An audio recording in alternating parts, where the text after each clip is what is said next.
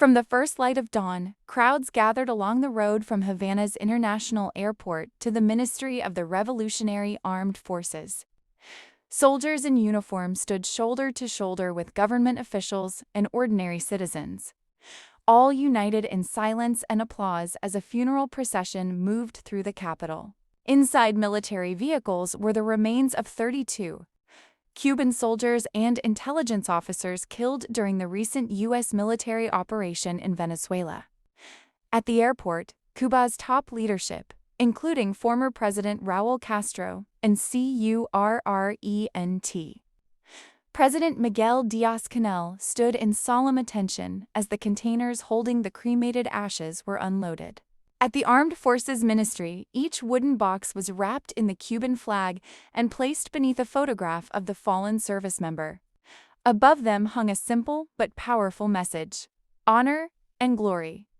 The ceremony was marked by full military honors, but behind the formal display lay a deep national wound.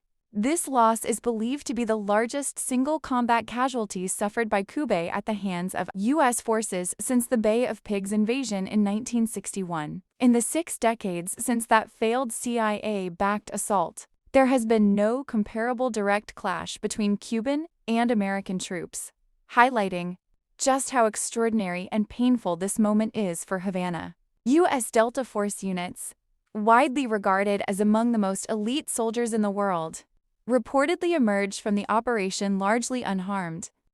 That reality offers little consolation to grieving families, many of whom wept openly as they laid their hands on the flag-draped boxes. The aftermath has also forced the Cuban government to acknowledge what it long denied: the presence of Cuban intelligence operatives deeply embedded within Venezuela's security structure. For years, critics in Caracas alleged that Cuban advisors were operating at every level of power. Now, Havana has effectively confirmed those claims. The fallen personnel were part of a broader strategy, one in which Cuba shared decades of experience in maintaining centralized control with its Venezuelan ally. Their deaths, however, have shaken confidence at the highest levels. Signs of political realignment are already emerging. Venezuela's interim president, Delcy Rodriguez, recently held a phone call with President Donald Trump, who afterward described her as a terrific person.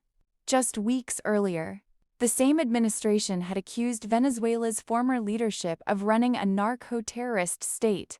As Washington and Caracas explore a new working relationship, Cuba finds itself increasingly uncertain about its future role and about the survival of its shared socialist vision with Venezuela. U.S. officials insist that the Cuban Revolution is nearing its end, yet veterans of its earliest battles remain defiant. Victor Drake, now 88, and a contemporary of Fidel Castro and Che Guevara, draws direct parallels between today's tensions and the events of 1961.